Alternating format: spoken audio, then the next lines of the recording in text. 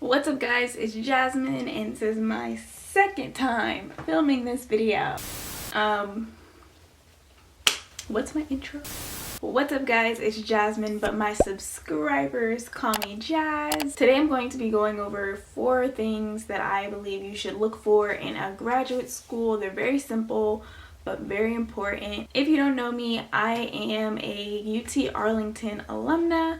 I have videos about my undergrad experience. I have videos about my GRE experience. So that's a quick little rundown of who I am. But let's go ahead and get started. My first tip is to make sure that the school you are interested in is regionally accredited. Having an accreditation means that the school you're interested in has been reviewed by a board of trustees, for lack of a better term.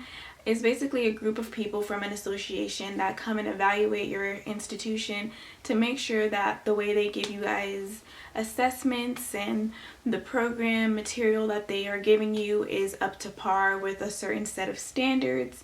And accreditation is important because let's say you transfer from one school to another like I did, they're going to want to see that the classes that you took at the previous institution were accredited. So when I was applying to my new university, I had to send every transcript from every college I've ever been to or took a class at so that they can make sure those classes were from an accredited institution. And then as far as looking for a job goes, I'm not sure how deep they look into the accreditation of your school. If they do, they're going to want to see that you went to an accredited school just because of the standards associated with the school that has an accreditation. Just do yourself a favor, okay? If you're wondering how to figure out if your school is accredited, they usually have it in like the about section of their school webpage, or you can go to this website and you can type in the name of your school to see if they have an accreditation. They will tell you what accreditation they have by the association and all of that. And then if you want to do more research, you can look at the name of that accreditation association and do some research on what they're about and all of that. Number 2, financial aid / scholarship / grant / money. Okay, look and see what type of financial aid your school provides, or if they're offering any sort of scholarships or grants. We love scholarships and we love grants because that is money you do not have to pay back. Okay, so see if there's any special opportunities that you can apply for. But you never know, you might be blessed to find a scholarship or a grant that'll help you pay for your school, and we love that. Number 3, this one has become a lot more relevant with the 2020 pandemic situation, and that is modes of instruction. Look to see what type of instruction your degree will be under. For example, my degree is going to be fully online, which is great because the school is in Missouri, but I live in Texas, so I don't have to worry about moving or anything. But yeah, so see if your school is offering the degree online, on campus, hybrid, a mixture of both online and in-person classes.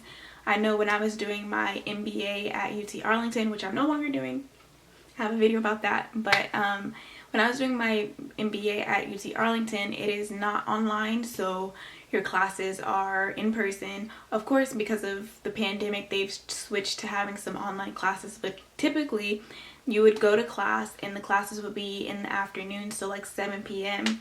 so that if you're working, you can go to class in the evening. So that's why I say to see what kind of modes of instructions they offer, just in case you decide that you want to work while you get your degree. I guess we're going to do 5 tips. I actually do have 5 tips for you. So the 4th one I would say is to look at the class standards or the program standards. For example, when I was doing the MBA, the program standard was you have to keep a minimum of a 3.0 GPA to remain in the program. If you fall below that, they will put you on probation for a semester. If you still can't get it right, they will kick you out. So just check to see if there's a minimum requirement of you, or just check to see if there's a minimum amount of classes that you can take per semester. I think for most schools, as long as you're in classes, you're okay, but some schools might have a minimum class limit for you to stay enrolled in the program. So check all of those types of details to make sure that it'll be suitable for you. Also, within class standards, you can ask about what type of tests you'll be taking. Some schools, you do more papers than you do tests.